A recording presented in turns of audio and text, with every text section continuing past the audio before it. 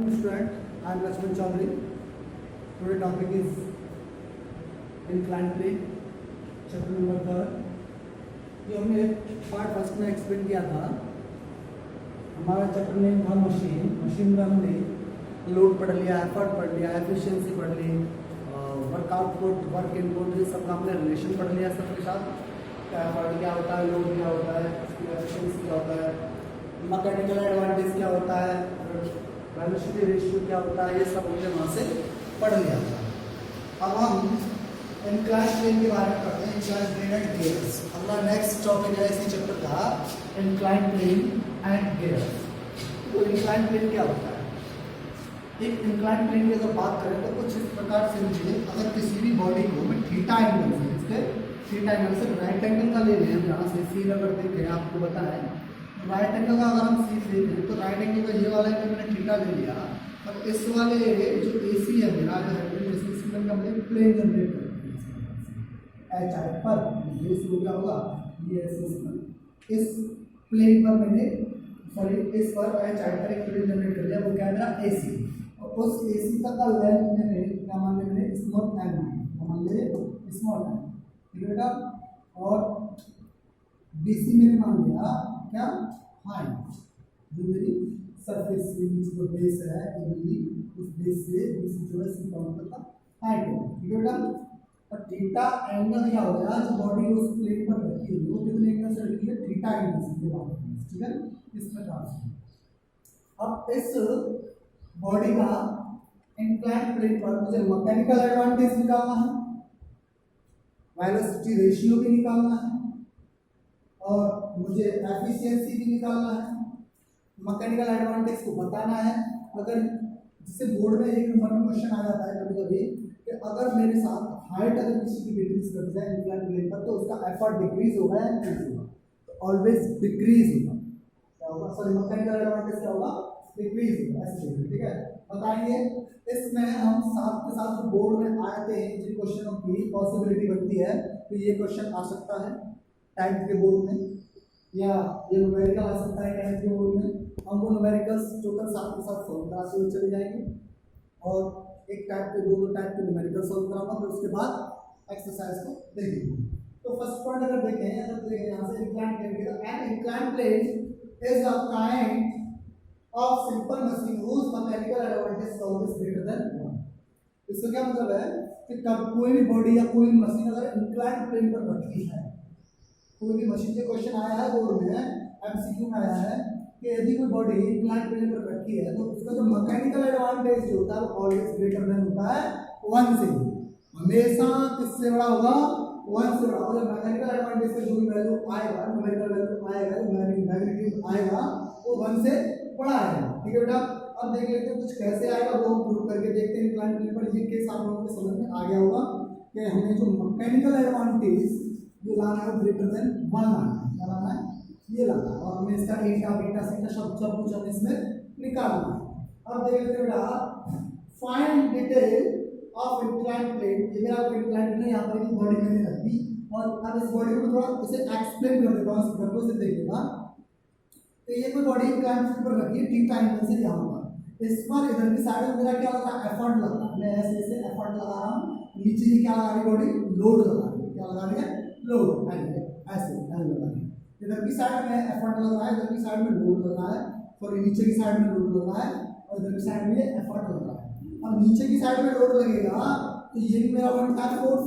ये मेरा क्या होगा, लोड. तो ऊपर कौन सा लगेगा, normal reaction force, that is the contact force. मैंने बताया था चैप्टर नंबर 1 में आपको, 9th में भी मैंने पढ़ाया था, 10th में भी ऊपर बताया है आपको फोर्स वाले चैप्टर में क्लियरली किया, contact and non contact force वाले में देख लेना वीडियो, उसमें जुड़ा हुआ. तो जो नॉर्मल रिएक्शन फोर्स होता है वो कैसा फोर्स होता है, कांटेक्ट फोर्स होता है. कैसा होता है, कांटेक्ट फोर्स होता है. अब ये क्या, ऊपर बॉडी के अपर डायरेक्शन लगेगा तो लोड मेरा नीचे लग रहा है. ठीक है, डाउनवर्ड डायरेक्शन. ठीक है बेटा. It is denoted by capital L and it is denoted by small L. कहीं कहीं आपकी बुक में आर से डिनोट कर रखा है, कंफ्यूज मत होना बिल्कुल भी बच्चों. किसी बुक में इसे नॉर्मल रिएक्शन फोर्स मतलब आर से डिनोट कर देते हैं, किसी बुक में इसे एन से डिनोट कर देते हैं.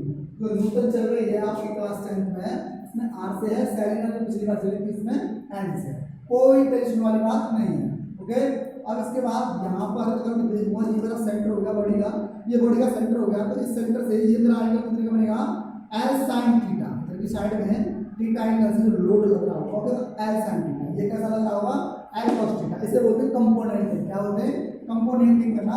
तो ये मेरा जो रिजल्टेंट होगा वो क्या होगा मेरा L cos theta, sorry L खाली लोड, ये मेरा रिजल्टेंट हो जाएगा। और इसको मैं क्लास 11 में आप लोग तब आओगे तब मैं आपको पढ़ाऊंगा उसमें वेक्टर वाले चैप्टर में, वेक्टर एनालिसिस जब मैं पढ़ाऊंगा आपको क्लास 11 में, तो वहां मैं आपको बताऊंगा कंपोनेंटिंग करना, कि कंपोनेंटिंग कैसे की जाती है, किस प्रकार से की जाती है, कौन सी टाइम में एंगल में। ठीक है, आप फिलहाल इतना याद रखिएगा, ये मेरा इस प्रकार से यहाँ लगा हुआ एल कॉस थीटा, ये लगा मेरा एल साइन थीटा। एसी का लेंथ मैंने इसको एल मान लिया, ये इसका एफर्ट ये लग रहा है, यहाँ एंगल थीटा लग रहा है। ठीक है, एंगल थीटा से ये अप्लाई हो रहा है, नीचे लोड लग रहा है, इसका हाइट एच। ठीक है, अब इसका मैकेनिकल एडवांटेज देखना है, मैकेनिकल एडवांटेज क्या होगा।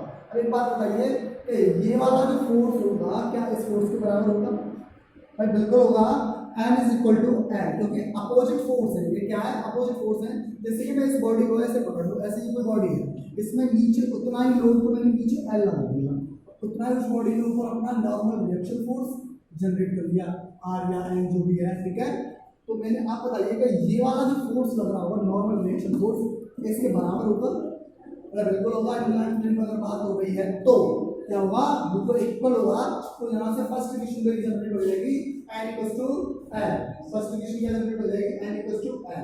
तो यहाँ से मेरी फर्स्ट इक्वेशन की अगर मैं बात करूँ बेटा n इक्वल्स टू l होगी। ये जनरली याद रखने के लिए ना पुलिस सिस्टम में मुझे पढ़ाएंगे, मैं अभी बता के चल रहा हूँ पहले से ही, तो मेरा पुलिस सिस्टम आएगा उसमें बताएंगे। अब यहाँ से कुछ इसके फैक्टर्स देख लेते हैं। लोड एट वर्टिकली डाउनवर्ड, ये मैंने बताया गया था, normal reaction force are acts normal to the plane, normal to the plane. ठीक है, बताई गई थी अभी। थर्ड पॉइंट है effort A along the plane AC, जो एफर्ट है ये वो इस प्लेन एसी के अलोंग लग रहा होगा, अभी बताया था मैंने। ठीक है बेटा, और थर्ड पॉइंट है componenting of load as that is L cos theta normal to the plane, L sin theta parallel to the plane, normal to the plane perpendicular. अब देखो थोड़ा मोटा बताता हूं, normal to the plane, normal to the plane मतलब perpendicular, ये वाला जो होगा परपेंडिकुलर एल cos थीटा, और अलोंग टू द प्लेन ये मतलब पैरेलल की बात होगी, किसकी पैरेलल की बात होगी। पैरेलल जो कंपोनेंटिंग करते हो एल cos थीटा होगा, दैट इज क्लियर बच्चों। अब इसके बाद देखते हैं नेक्स्ट पॉइंट है, अरे यहां से अगर मैं निकालूंगा कि यहां पर है सिंस बॉडी इज इक्विलिब्रियम, यहां पर एक केस आया इक्विलिब्रियम का, तो इक्विलिब्रियम क्या होता है, इक्विलिब्रियम का अगर कहीं केस आ जाए बेटा तो इक्विलिब्रियम में आपको कुछ नहीं करना है। इक्विलिब्रियम में वहां क्या होगा, नेट फोर्स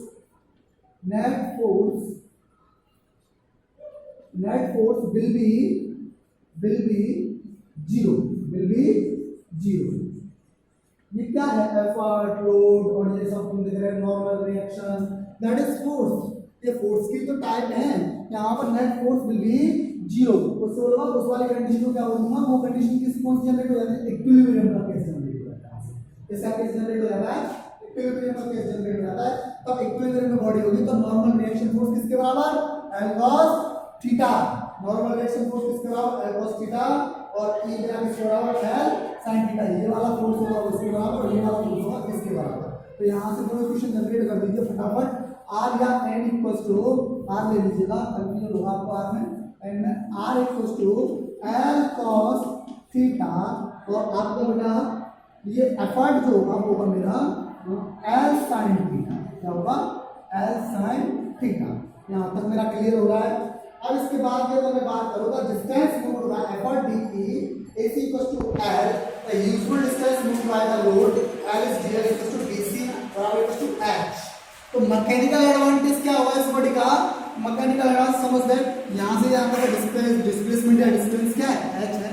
ये यहाँ से यहाँ का डिस्टेंस AC है, कितना मेरा L लेंथ बना है। तो मैकेनिकल एडवांटेज क्या होगा भैया, mechanical advantage M equals to load upon effort होता है, लोड अपॉन एफर्ट होता है L अपॉन E। क्लियर बच्चों, क्या होता है मेरा L अपॉन E होता है बेटा। यहाँ से अगर मैं यहाँ से L अपॉन E निकालूंगा तो L अपॉन E का मतलब होगा कि L का E का वैल्यू क्या है मेरे पास, L cos theta, sorry L sin theta, क्या है मेरा L का वैल्यू, पुटिंग द वैल्यू, इसे इक्वेशन नंबर फर्स्ट, इसे सेकंड कंसीडर कर लीजिए और इसे थर्ड कर लीजिएगा, लिख दीजिएगा पुटिंग द वैल्यू वो take the value of L sorry E effort जो है E in equation third we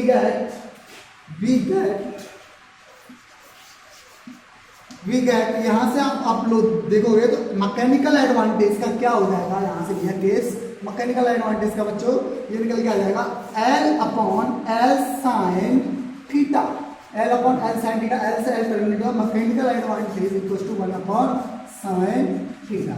भैया बहुत समझ में बहुत सुंदर, यहाँ तक कहानी समझ में आती है। अब आ जाइए भैया मैथ के स्टूडेंट है तो ट्रिग्नोमेट्री पर लौट गया है। ट्रिग्नोमेट्री में मैंने आपको पढ़ाया होगा, मैंने तो नहीं पढ़ाया, किसी सर ने पढ़ाया होगा आपको कि ट्रिग्नोमेट्री में क्या होता है। देखो मैथमेटिक्स में घूम के आते हैं सर ट्रिग्नोमेट्री का केस वाला पढ़ा वाला है, लेकिन कुछ नहीं बेटा। ये बोले ये ट्रायंगल बन गया ये वाला, इस प्रकार से इसका एल लेंथ छेद रहा है एच। अब इससे कोई जो मतलब नहीं, मुझे साइन जानना है, ठीक है। तो यहाँ से जब एक्स मान लेता हूँ आपकी शॉर्टेज के लिए, ये मेरा ए हो गया, ये मेरा बी हो गया, ये सी हो गया। क्लास 10 में पढ़े हैं ट्रिग्नोमेट्री, तो ट्रिग्नोमेट्री पढ़े हैं क्लास 10 में, तो यहाँ से देखिएगा निकालते हैं। देखो एक जनरल फॉर्मूला होता है लाल बटे कक्का, इसे बोले कक्का, शॉर्ट फॉर्म में आप करने का ये होता है। ये बोर्ड के लिए ये हो गया, ये ऐसे का नाम परपेंडिकुलर अपॉन हाइपोटेन्यूज, ठीक है, और ये बेस अपॉन हाइपोटेन्यूज, और ये परपेंडिकुलर अपॉन बेस। तो इसका क्या मतलब है, पापा बीड़ी पिएंगे, हाँ हाँ बेटा, ऐसे शॉर्ट फॉर्म में याद रखने का, पापा बीड़ी पिएंगे, बोला हाँ हाँ बेटा, या पंडित बद्री प्रसाद हर बोले, ऐसे याद रखने का। याद रखने में ट्रिग्नोमेट्री में ये जो रिलेशन होता है ये होता है मेरा साइन का रिलेशन। क्या होता है, साइन थीटा का रिलेशन होता है। ये मेरा डब्बा है, ये साइन थीटा का रिलेशन होता है, और ये मेरा होता है कॉस थीटा का रिलेशन। क्या होता है, कॉस थीटा का रिलेशन होता है बच्चों। और ये मेरा जो रिलेशन होता है वो होता है मेरा टेन थीटा का रिलेशन। किसका होता है, ये अगर यहाँ थीटा आइडियल क्रिएट हो रहा है तो ऐसे देखिएगा बच्चों, ये मेरा साइन का हो गया, ये मेरा कॉस का हो गया, ये मेरा टेन का हो गया। अब बताइएगा साइन का मुझे निकालना है, किसका निकालना है, साइन का निकालना है। तो साइन थीटा बराबर क्या हो जाएगा, यहाँ साइन थीटा होगा परपेंडिकुलर अपॉन हाइपोटेन्यूज। तो परपेंडिकुलर क्या मेरा ये मेरा पी हो गया, ये मेरा बी हो गया, और ये मेरा एच हो गया। फिर for perpendicular hypotenuse and base, that is clear students. अब इसके बाद अगर देखते हैं तो ये क्या होगा, एच अपॉन एल। भैया इस वाले से फॉर्मूले से निकालेंगे साइन का रिलेशन क्या होता है, परपेंडिकुलर अपॉन हाइपोटेन्यूज। तो परपेंडिकुलर क्या एच, हाइपोटेन्यूज क्या एल। तो यहाँ पर क्या हो जाएगा, ये हो जाएगा मेरा 1 अपॉन एच अपॉन एल। इसको नीचे 1 मान लेगा, इसका मल्टीप्लाई और इसका मल्टीप्लाई, दैट इज क्लियर करने को मैकेनिकल एडवांटेज का यहाँ से फॉर्मूला आता है। इन केस ऑफ लेंथ की फॉर्म में निकालेंगे तो ये कितना हो जाएगा, L upon H, L upon H. बच्चों ये डेरिवेशन समझ में आया होगा कि ये एल अपॉन एच कैसे आया और कहां से आया। अब देख रहे थे since L is greater than always H, यहाँ पर जो एल हुआ वो एच से कैसा होगा। भाई एक बात बताइए, मैंने क्या कहा था फर्स्ट हेडिंग में, इंक्लाइंड प्लेन पर जो मैकेनिकल एडवांटेज की ये वाली वैल्यू, ये मैकेनिकल एडवांटेज की ये वाली value is greater than always 1। ये बोर्ड में क्वेश्चन आते हैं बेटा कि ये मैकेनिकल एडवांटेज की इंक्लाइंड प्लेन पर वैल्यू किससे 1 से बड़ी होती है या छोटी, तो आप बोलेंगे बड़ी होती है, ठीक है। कैसे होती है, यहां से प्रूव करेंगे इस वाले फॉर्मूले से, वहां से जो मैंने ड्राइव करके निकाला कि जो मैकेनिकल एडवांटेज की। अगर एक बात है, ये क्या है मेरा डिनोमिनेटर भैया, ये क्या है मेरा डिनोमिनेटर है, और ये मेरा क्या है डिनोमिनेटर भैया, ये मेरा डिनोमिनेटर हो गया, तो ये मेरा डिनोमिनेटर हो गया। अब एक बात बताइए, अगर मैं यहाँ पर कंडीशन नहीं लगाऊं कि L is always greater then H, L is always greater then H, ये कंडीशन क्या कहती है इसको देखकर। अगर ये कंडीशन इसमें लगा रहे हो तभी तो मैकेनिकल एडवांटेज की वैल्यू 1 से बड़ी होगी। कैसे होगी सर, बोले सर कैसे होगी बताइएगा।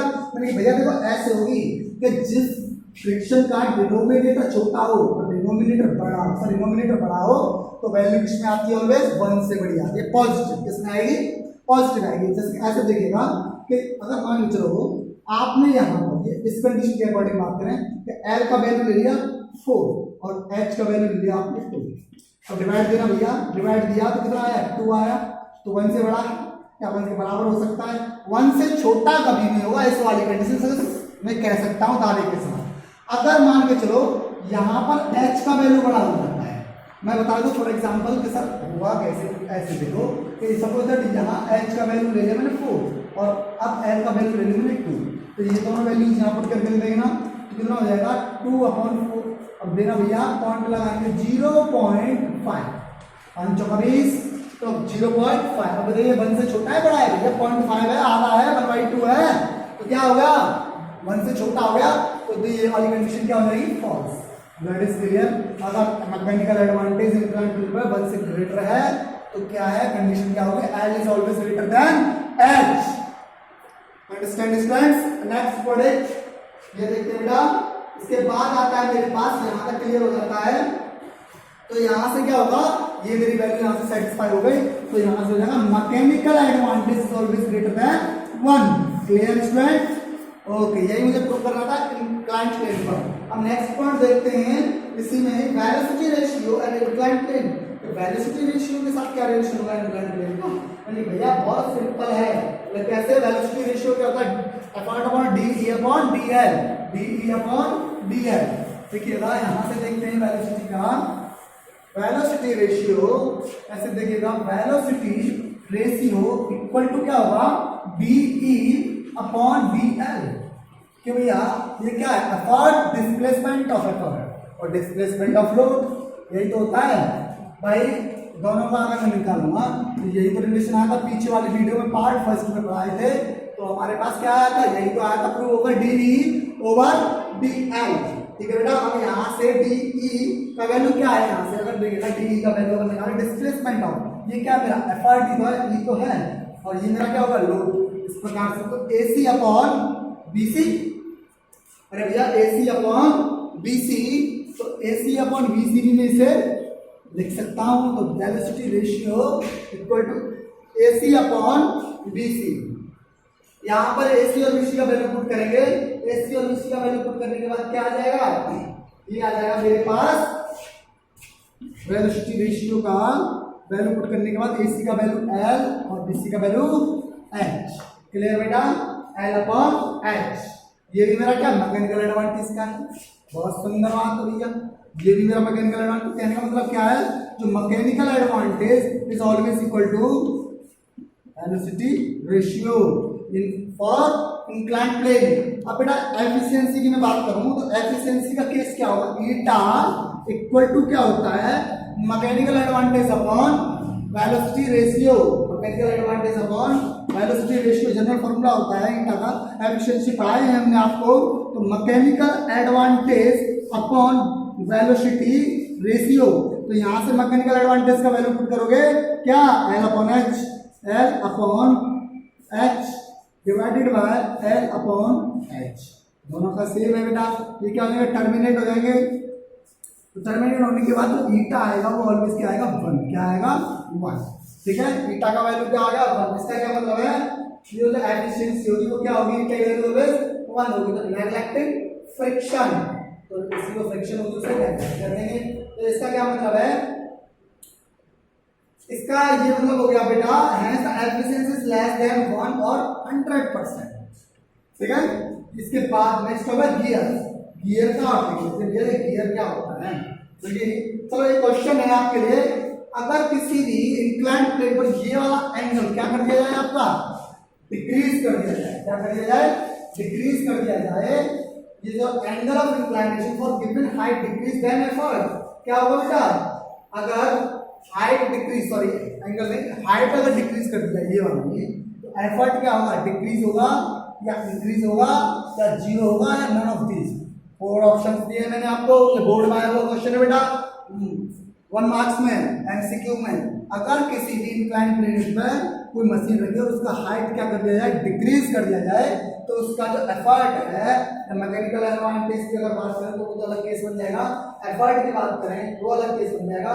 तो आपको क्या बताना है, एफर्ट बताना है, वो कैसा होगा, डिक्रीज होगा या इंक्रीज होगा, ऑलवेज डिक्रीज होगा। क्या होगा, डिक्रीज होगा। ठीक है, याद रखना। तो इसके बाद हम गियर देख लेते हैं, ये नोट कर लो।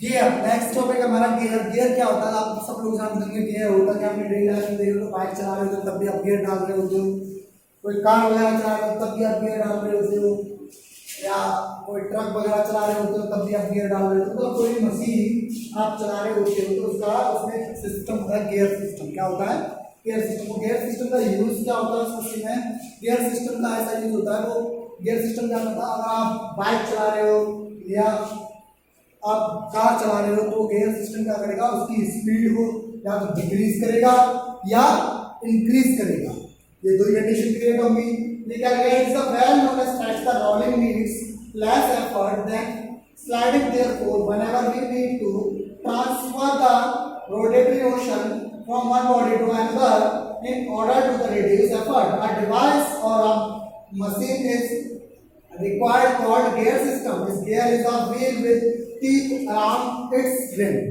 समझ रहे होंगे बच्चों, गियर सिस्टम हम यहाँ पर और डीपली इधर समझाते हैं क्या होता है। जैसे for example the flow wheel, electric motor, a bicycle and और व्हीकल्स, यही एग्जांपल दिया था। अब कंस्ट्रक्शन की अगर मैं बात करूं गियर सिस्टम की, तो गियर सिस्टम में क्या होता है, कुछ चीज चीज का इसमें वर्ड का मतलब है।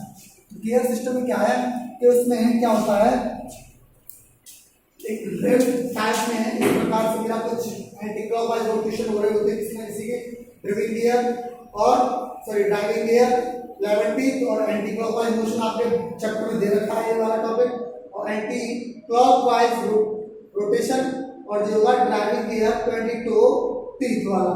इसमें क्या है, इसमें गिरारी दी हुई, इससे ना हिंदी बोले गिरारी, गिरारी कैसे समझेगा, दांतेदार जो दिखा है ना कुछ इस प्रकार से पहिया सा होता है, आपने देखा होगा गियर में ऐसे ऐसे ऐसे ऐसे ऐसे ऐसे बनाना नहीं आ रहा, तो देखो ऐसे कुछ ऐसे ऐसे दांतेदार एक सर्कुलर टाइप में,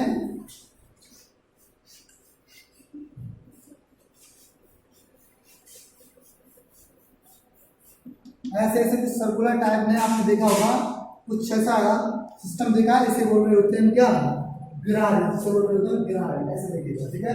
तो इस प्रकार से क्या है, गियर सिस्टम यहाँ से हमारा जनरेट होगा कि इसमें क्या होता है, टीथिंग का भी बहुत बड़ा सिस्टम होता है, कोई 11 टीथ होता है, कोई 22 टीथ होता है, कोई 24 टीथ होता है, इसे बोल रहे होते हैं टीथ। ये वाला जो खांचे से दिख रहे हैं ना, ये वाला गैपिंग जो दिख रही है, ये वाले जो ये होते हैं क्या, टीथ इसके, ठीक है बेटा। पहले ये समझ लेते हैं इसकी कंपोनेंट, मतलब इसके फैक्टर्स क्या क्या हैं, और इसके पार्ट्स के बारे में देख लेते हैं। ये होते हैं कुछ टीथ, और इसके बाद इसमें से मैंने कोई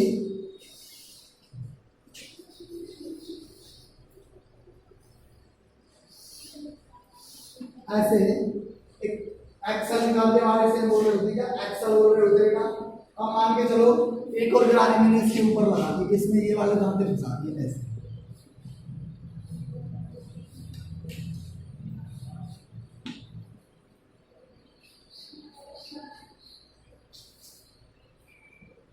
ऐसा समझ में आ रहा है ना, बुक में देख लीजिएगा भैया, आर्ट थोड़ी वैसी है हमारी, ये तो बेचारे का काम होगा।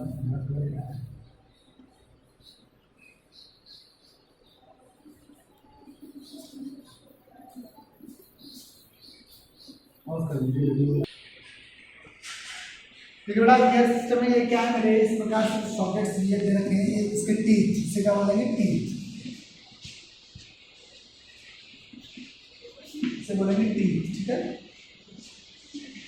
और ये वाला जो होगा, ये वाला एक्सल होगा, क्या होगा, ये एक्सल होगा, और इसको देखिएगा जिसमें ये वाला जो रोटेट करेगा, अगर ये क्लॉकवाइज रोटेट कर रहा है, ऐसे क्लॉकवाइज रोटेट कर रहा है, ये कैसे रोटेट करेगा, एंटी क्लॉकवाइज, कैसे करेगा, एंटी क्लॉकवाइज, क्लियर। अगर ऊपर वाला एंटी क्लॉकवाइज रोटेट कर रहा है, नीचे वाला कैसे करेगा, क्लॉकवाइज रोटेशन, इसे बोलेंगे 11।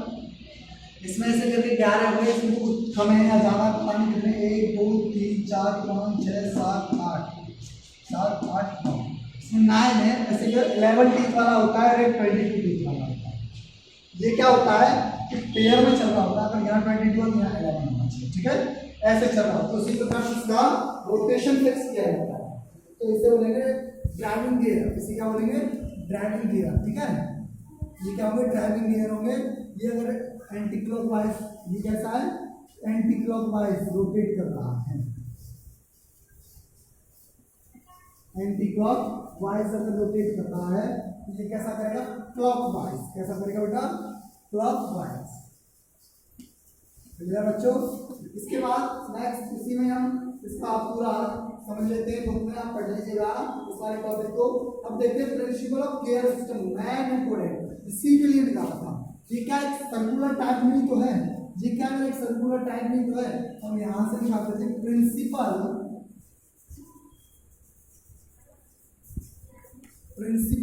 Of their system.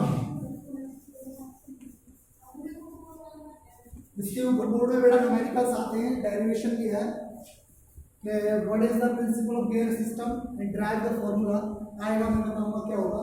देखते हैं बेटा प्रिंसिपल क्या होता है। बेसिक अगर बात करें तो ये क्या है, नंबर ऑफ टीथ, इसे ए मान लीजिएगा और इसे बी मान लीजिएगा। इसमें नंबर ऑफ टीथ एन मान लेता हूँ, ठीक है बेटा, उसमें नंबर ऑफ टीथ क्या मान लेता हूँ, एन बी मान लेता हूँ। यहाँ इसे बी करिएगा, बड़ा वाला बी छोटा वाला टी। इसमें number of teeth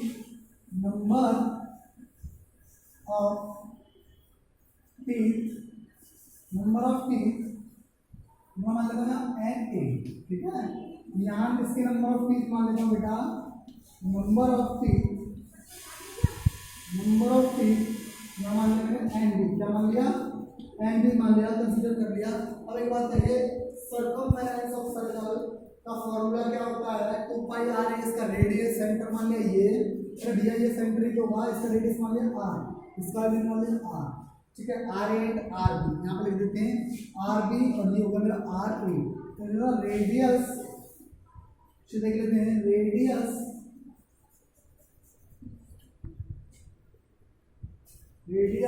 of R A, radius of ये जो दे रखे हैं हमारे पास, तो ये ना रेडियस मान लेते हैं इसके R A and R B respectively,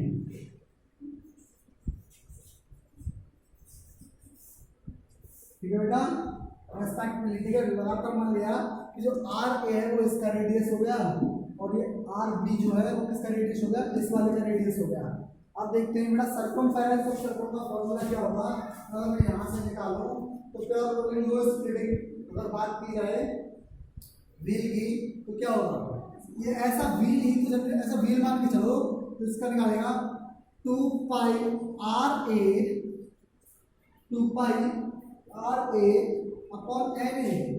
upon N A, तो भैया ऐसे तो होगा, बराबर होगा 2 pi R B upon N B, 2 pi R B upon N B.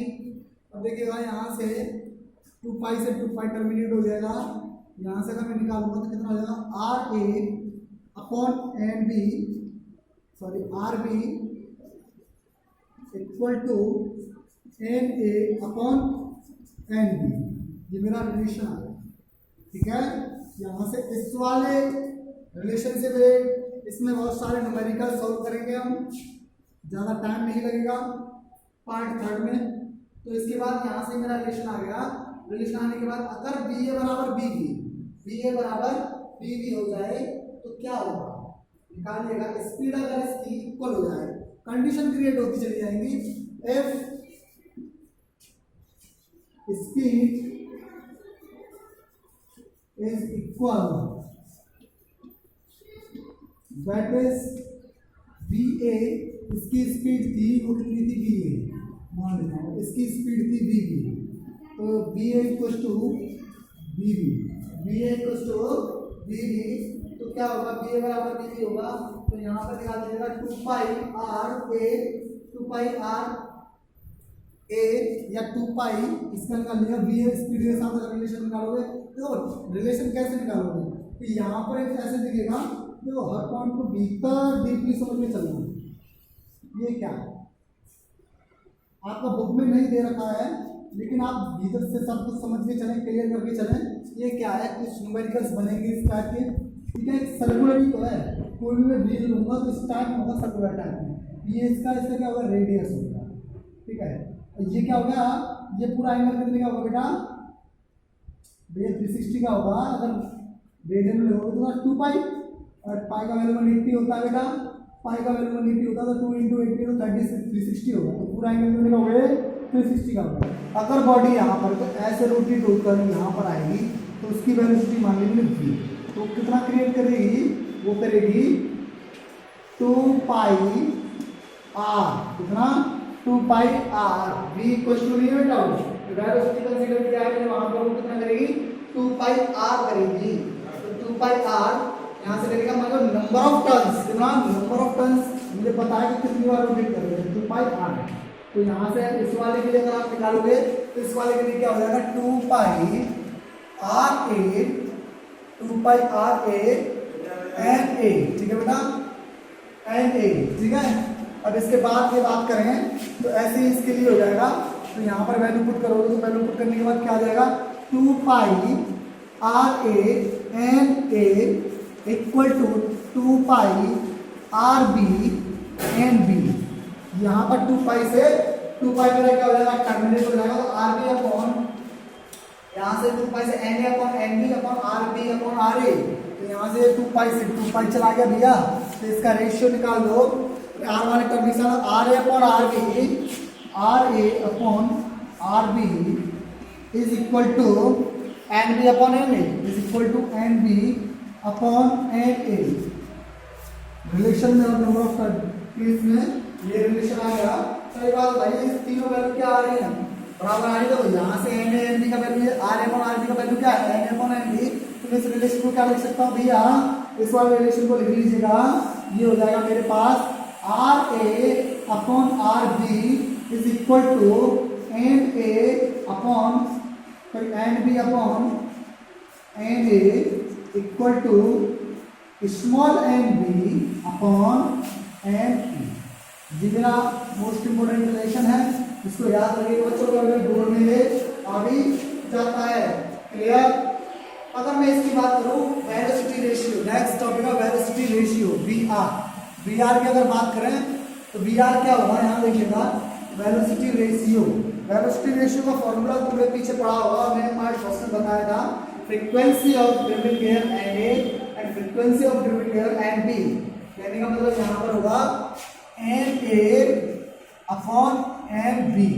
ये क्या होगा मेरा, ये एन जो है वो क्या फ्रीक्वेंसी, क्या है बेटा फ्रीक्वेंसी है यहाँ पर, क्या है यहाँ पर frequency N A upon N B. ये किसके बराबर होगा, तो यहाँ से वेलोसिटी रेशियो के 3 फॉर्मूले आ गए भैया। एक N A upon N B आ गया, फ्रीक्वेंसी ये क्या होगा एन ए और एन बी क्या होगा लिख लीजिएगा। N A equals to air, N B equals to frequency of driving air, driving air frequency of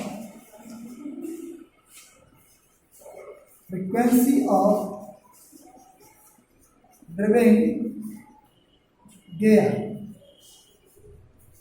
और ये हो जाएगी फ्रीक्वेंसी ऑफ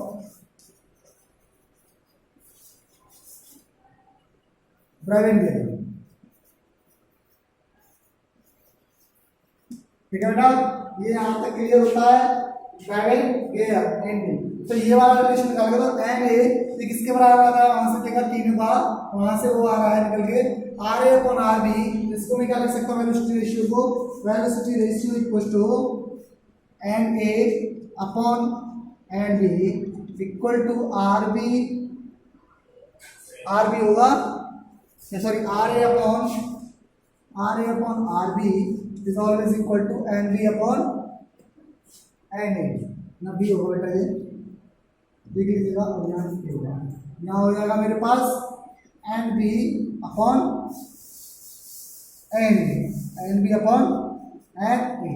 ठीक है क्लियर बच्चों, ये मेरा फ्रीक्वेंसी के साथ रिलेशन है। नेक्स्ट टॉपिक था हमारा गियर रेशियो, ये हम नेक्स्ट पार्ट में कंप्लीट करेंगे। Okay thank you class.